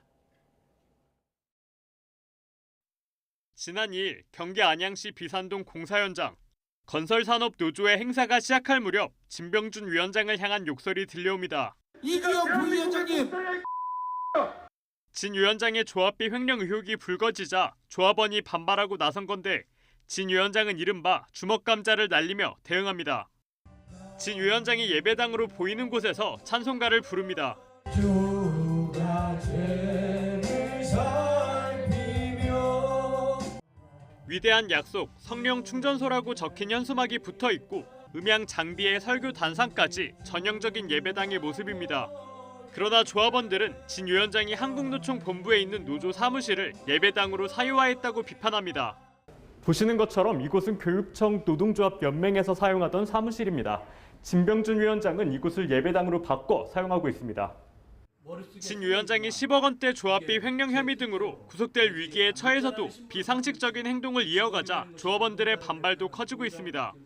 한국노총은 진 위원장이 사퇴를 거부하면서 건설산업노조를 연맹에서 퇴출시킬 준비를 하고 있고 건설산업노조는 조직정상화위원회를 조직해 진 위원장을 사퇴시킬 계획을 세우고 있습니다. 조직정상화위원회를 통해서 진병준 위원장의 사퇴뿐만 아니라 모든 걸 강구해서 반드시 관철시키겠습니다. 진 위원장은 조합비 통장에서 수백 차례 현금을 뽑아 사용하고 직원 상여금을 준 뒤 자신의 가족 계좌로 되돌려받는 등 모두 10억여 원을 빼돌린 혐의로 구속영장이 청구됐습니다. 조합비로 국회의원 4명에게 수백만 원씩 불법 쪼개기 후원을 한 혐의도 받고 있습니다. 여러 의혹 제기와 사퇴 촉구에도 굴하지 않던 진병준 위원장의 구속 여부는 오늘 밤 늦게 결정될 전망입니다. YTN 윤성훈입니다. 네, 지난 9일에 UN 진실 정의 배상 재발 방지 특별 보고관이 국내를 방문해 처음으로 일본군 위안부 피해자 이용수 할머니를 만났습니다. 네, 위안부 피해 할머니들은 그간 일본을 국제사법재판소에 넘겨서 처벌을 받도록 하는 활동을 해왔는데요.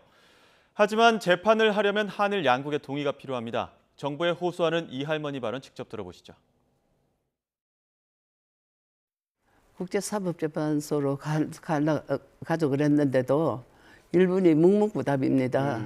그리고 7가지 있지 않습니까? 사죄와 진상규명 이런 한 가지도 해놓은 게 없습니다. 예.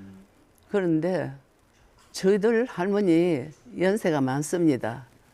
많고 지금 나눔 집에 할머니들이 계시는데 영수야 죽기 전에 이 해결 좀 하자 하는 얘기를 합니다. 그런데 99세 나는 할머니들도 있고 전부 다 90은 넘었습니다. 이래서 더 이상은 기댈 수가 없습니다. 윤석열 대통령님하고 한마디만 하시면 이거 고문방지위원회는 우리 단독으로 할 수 있습니다. 네, 고위공직자 범죄수사처가 고발사주 의혹 수사를 마무리한 데 이어서 이른바 제보사주 의혹에 대해서도 수사 결과를 발표했습니다. 고발사주 의혹 언론 보도를 박지원 전 국정원장이 사주했다는 의혹 제기였는데 공수처가 실체가 없다고 결론 지었습니다. 다만 박지원 전 원장이 언론 인터뷰에서 윤석열 대통령과 관련한 허위 사실을 유포해 선거법을 위반했다면서 검찰에 기소를 요구했습니다. 우철희 기자의 보도입니다. 고발사주 의혹 수사 결과를 발표한 지 한 달여 만에 고위공직자 범죄수사처가 제보사주 의혹 수사도 마무리 짓고 결과를 공개했습니다. 8개월간의 수사 끝에 내린 결론은 제보사주는 실체가 없다는 겁니다. 공수처는 박지원 전 국가정보원장과 고발사주 의혹 제보자 조성은 씨, 신원을 알 수 없는 전직 국정원 직원의 국정원법 위반 등의 혐의를 무혐의로 판단해 불기소 처분하거나 수사 대상이 아니라면서 검찰에 넘겼습니다. 고발사주 의혹 언론 제보를 박지원 전 원장과 조성은 씨가 협의하거나 전직 국정원 직원이 관여했다고 볼 증거가 없다는 이유입니다. 제보사주 의혹은 박 전 원장이 조 씨와 고발사주 의혹의 언론 제보를 공모하고 배후 역할을 했다는 혐의로 윤석열 대통령의 후보 시절 캠프가 지난해 9월 고발한 사건입니다. 윤석열 후보가 고발사주한 사실이 전혀 없음에도 불구하고 뉴스버스를 통해서 허위 사실을 유포하고 또 국가 공무원으로서 선거운동에 개입하면 안 되죠. 고발사주 의혹 보도에 한 달 정도 앞선 시점 박 전 원장과 조 씨가 서울 시내 호텔에서 만났다는 사실이 알려진 것이 기폭제가 됐습니다. 거의 하루 반 전에 잡은 약속입니다. 뭐 떠도는 말씀에 있는 그분은 정말 본 적도 없고 이름도 처음 들었었습니다. 다만 공수처는 박 전 원장이 언론 인터뷰에서 윤 대통령이 당선되지 못하게 할 목적으로 허위 사실을 유포해서 공직선거법을 위반한 혐의는 인정된다고 판단해 검찰에 기소를 요구했습니다. 박 전 원장은 윤 대통령 측근의 형인 윤우진 전 용산세무서장 사건 관련 자료를 다 갖고 있고 자신이 입을 다물고 있는 것이 윤 대통령에게 유리하다는 취지로 말했습니다. 공수처는 박 전 원장을 소환하는 대신 한 차례 서면 조사만 했고 박 전 원장 측은 혐의를 모두 부인한 것으로 알려졌습니다. 공수처가 고발사주 의혹에 대한 반쪽짜리 기소에 이어 제보사주 의혹도 실체가 없다고 결론 내린 가운데 그나마 기소를 요구한 박지원 전 원장의 일부 혐의는 검찰이 어떤 판단을 할지 주목됩니다. YTN 우철입니다. 네, 국내 기술로 만들어진 첫 발사체 누리호 발사가 이틀 앞으로 다가왔습니다. 내일부터 본격적으로 누리호 이송 또 발사 준비 작업이 진행이 될 텐데요. 이번 발사의 핵심은 발사체도 발사체지만 실제 위성을 띄운다는 점입니다. 성능 검증 위성과 그 안에 든 4개의 큐브 위성인데요. 누리호의 비행 과정 미리 보시죠. 네, 단계별로 좀 보실 텐데 내일 오후 4시 고흥 나로 우주센터에서 발사 예정인 누리호. 발사 2분여 만에 고도 59km에서 맨 밑에 1단 이렇게 분리가 됩니다. 네, 그 다음에는 3분 53초 만에 고도 191km에서 위성 보호 덮개인 페어링이 보시는 것처럼 분리가 됩니다. 네. 자, 그리고 발사 4분 34초가 지난 뒤에는 고도 258km에서 이렇게 2단 로켓이 분리가 되고 3단이 점화됩니다. 예. 누리호 3단에는 180kg 정도 되는 성능 검증 위성과 1.3톤 정도 되는 위성 모사체가 실려 있는데요. 발사 14분 57초에 목표 고도 700km에 이르러 먼저 성능 검증 위성이 분리되고 보시는 것처럼 발사 16분 7초 뒤에 같은 고도에서 위성 모사체가 분리됩니다. 이 성능 검증 위성 안에는 작은 큐브 위성 4기가 들어 있습니다. 큐브 위성들은 발사 8일 뒤, 그러니까 23일부터 이틀 간격으로 궤도에 사출됩니다. 튀어나올 때 성능 검증 위성에 충격이 전해지기 때문에 안정화를 위해 이틀의 간격을 둡니다. 이렇게 위성에서 위성을 사출하는 건 세계 최초로 시도되는 일입니다. 성능 검증 위성은 누리호 발사 42분 23초 뒤부터 남극 세종기지에서 초기 교신을 시도하게 됩니다. 네, 큐브 위성 4기가 예. 핵심인데, 자, 이렇게 누리호 2차 비행 애니메이션으로 미리 전해드렸습니다. 누리호 비행시험위원회가 곧 회의를 열고 기상 상황 등을 종합적으로 검토해 누리호 이송 계획을 확정할 예정입니다. 네, 나로 우주센터에 나가 있는 취재기자 연결해서 자세한 내용 알아보겠습니다. 윤혜리 기자. 네, 전남 고흥에 있는 나로 우주센터에 나와 있습니다. 네, 지난해 10월 이후에 약 8개월 만에 이뤄지는 두 번째 도전인데 성공에 대한 기대가 크기 때문에 연구원들의 긴장감도 클 것 같습니다. 현재 분위기 어떻습니까?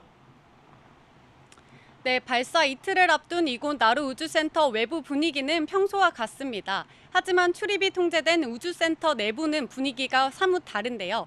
연구원들을 직접 볼 수는 없지만 성공에 대한 국민의 높은 기대를 반영한 듯 팽팽한 긴장감이 감돌고 있다고 합니다. 누리호는 3단 결합을 완료한 뒤 현재 조립동에서 대기하고 있는데요. 조금 뒤인 5시 반부터 과학기술정보통신부와 항공우주연구원이 비행시험위원회를 엽니다. 이 회의에서는 기상상황과 기술적인 검토를 거친 뒤 내일 조립동에서 발사대까지 누리호 이송 계획을 최종적으로 확정하게 됩니다. 별다른 일정 차질이 없다면 한국형 발사체 누리호는 오는 15일 모레 오후 4시쯤 우주로 힘차게 도약합니다. 누리호는 3단 로켓이 합쳐진 형태로 높이는 아파트 17층에 달하는 47m, 무게는 200톤에 달합니다.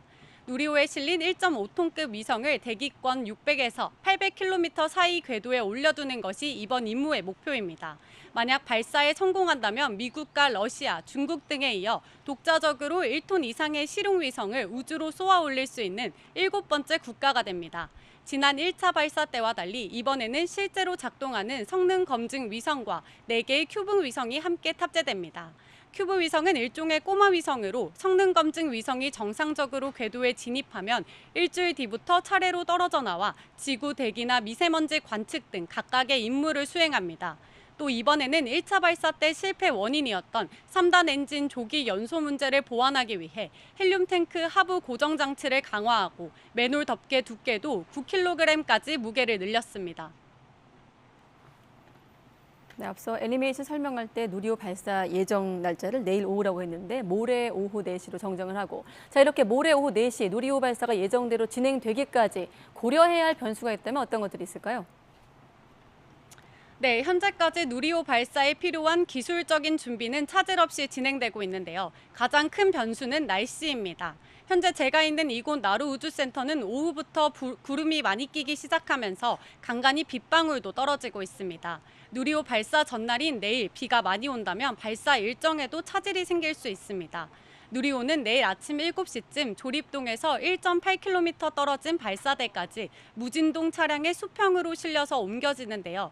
발사대 자체에는 빗물이 들어가지 않도록 설계돼 있지만 발사대까지 구불구불한 비탈길을 거쳐야 해서 비가 많이 올 경우 길이 미끄러워 이송 작업 도중 문제가 생길 수도 있습니다.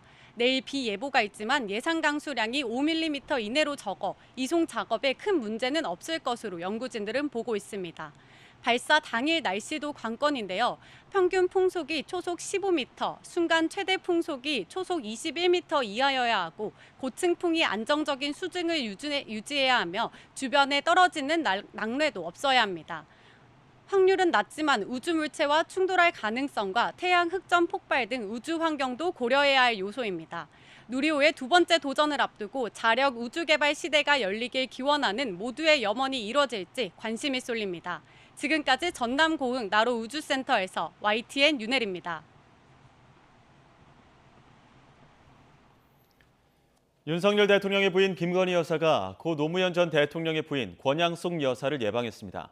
김 여사는 오늘 오후 3시쯤 경남 김해의 봉하마을을 찾아 노 전 대통령 묘소에 참배하고 이후 권양숙 여사와 만나 비공개로 1시간 30분 동안 대화를 나눴습니다. 김 여사는 이후 예정돼 있지 않았던 깨어있는 시민 문화체험 전시관을 방문해 관람했습니다. 윤 대통령 취임 이후 김 여사가 단독 행보에 나선 건 이번이 처음이며 이는 현직 대통령 부인으로서 역대 영부인을 찾아 인사하겠다는 차원에서 추진되는 일정인 것으로 알려졌습니다. 윤 대통령은 오늘 출근길에 봉하마을에 가는 의미 등을 묻는 말에 매사를 어렵게 해석하지 말라고 웃으며 작년부터 한번 찾아뵌다고 하다가 시간이 안 맞아서 오늘 간다고 설명했습니다. 프로야구는 믿을 만한 4번 타자의 부재가 고민이었던 1위 팀 SSG와 꼴찌 한화에서 최근 신인 4번 타자의 활약이 돋보입니다. 김상익 기자입니다. 일요일 한화전에서 나온 SSG 4번 타자 전희산의 3점 아치입니다. 22살 신인에게 평생 기억에 남을 1군 무대 5경기 만에 쏘아올린 데뷔 첫 홈런포입니다. 지난 8일 1군에 처음 올라와 2루타로 첫 안타를 신고하더니 5경기 연속 안타로 팀 중심 타자 역할을 하면서 신인왕 후보로까지 급부상했습니다. 아직 경기 수가 적지만 퓨처스 리그에서 보여준 활약상을 이어간다는 점에서 감독의 믿음은 커지고 있습니다. 정말 이렇게까지 사랑받으면서 야구할 줄 몰랐는데 저도 야구장에서 얼굴 더 많이 나올 수 있게 더 노력할 테니까 많이 찾아와 주십시오. 선두 SSG의 주말 3연전을 모두 패했지만 꼴찌 한화의 4번 타자 김인환의 방망이도 뜨겁습니다. 지난달 3일 1군에 올라와 34경기에서 타점 22개, 절반의 경기만 뛰고도 홈런 7개로 팀 내 1위를 달리고 있는 28살 중고 신인입니다. 생각을 하면은 제가 더 이제 욕심이 날 것 같고 또 그럼 또 잘 못할 것 같더라고요. 그래서 이제 그거에 대해서는 크게 이제 생각을 안 하려고 저도 그렇게. 어렵게 손에 넣은 주전의 자리, 그것도 팀의 4번 타자 중책을 떠안은 이들 클린업맨들은 허투루 보낼 수 없는 소중한 한 타석 한 타석, 공 하나하나와 생존을 위한 사투를 벌이고 있습니다. YTN 김상익입니다. 국내 최고 모터스포츠 2022 슈퍼레이스 챔피언십 3라운드에서 최명길이 삼성화재 6000 클래스 정상에 올랐습니다. 최명길은 지난 주말 야간 레이스로 치러진 결승전에서 단 한 번도 선두를 내주지 않고 완벽한 우승을 거뒀습니다. 현재 레이더 화면을 보면 경기 북부와 영서 북부에 소나기 구름이 발달해 있습니다. 오늘 저녁까지 이들 지역과 서해안을 중심으로 최고 30mm의 소나기가 내리겠습니다. 천둥과 번개, 돌풍을 동반하는 곳도 있을 것으로 보여 주의하셔야겠습니다. 한편 기압골의 영향으로 제주도에 내리는 비는 밤사이 남부지방으로 확대하겠고 내일까지 5에서 40mm의 비가 예상됩니다. 강원 영동과 영남 동해안은 모레까지 비가 길게 이어질 전망입니다. 내일 아침 기온은 예년 수준 보이겠습니다. 서울 18도, 대전 17도, 광주 18도가 예상됩니다. 내일 낮 기온은 오늘과 비슷하거나 조금 낮겠습니다. 서울 28도, 대전 25도, 대구 21도가 예상됩니다. 한편 다가오는 수요일에는 누리호 2차 발사가 예정돼 있습니다. 나로 우주센터가 위치한 전남 고흥은 내일 비 소식이 있지만 다행히 누리호가 이송되는 시각에는 적은 비만 내리겠고요. 발사 예정일인 모레는 하늘빛만 흐릴 것으로 예상되고 있습니다. 날씨였습니다. 네, 가장 빠른 종합뉴스 뉴스큐 오늘 순서는 여기서 마치겠습니다. 시청해주신 여러분 고맙습니다.